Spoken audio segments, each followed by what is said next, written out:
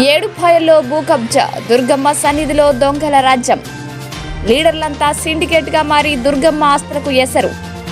సర్కారు నీటి వనరులను మింగేస్తున్న కమినేగాళ్లు. మత్తులో తోలుతున్న ఇరిగేషన్, రెవెన్యూ అధికారులు. తరతరాలుగా మంచిరా నీటి పరవళ్లు తొక్కుతున్న పాయలను మట్టిలో పూడుస్తూ చదును చేస్తున్న కంత్రిగాళ్లు. మెదక్ జిల్లా పాపన్నకోట, కోల్చారం మండలాల మధ్య పోతంశెట్టిపల్లి నుండి వెళ్లే 2వ బ్రిడ్జి పాయలను కబ్జా చేస్తున్న లీడర్ల ముసుగులో భూ కబ్జా చేస్తూ అడ్డొచ్చే వారిని బెదిరిస్తున్నారు. 2వ పాయలను కనుమరుగు చేస్తూ మట్టితో నింపేస్తున్నారు. పట్టా ఉందని ఇష్టరీతిగా నీటితో నిండి ఉండే పాయలను ఆక్రమణ. నిత్యం వేలాది మంది తిరుగుతున్న పోతంశెట్టిపల్లి నుండి వెళ్లే ప్రధాన రహదారి పక్కనే ఈ తంతు సాగుతున్నా పట్టించుకునే నాదుడే కరువయ్యారు. ఇప్పటికైనా ఇరిగేషన్ శాఖ ఉన్నతాధికారులు స్పందించి అక్రమార్కులపై చర్యలు తీసుకుని నీటి వనరులు కాపాడాలని స్థానికులు కోరుతున్నారు.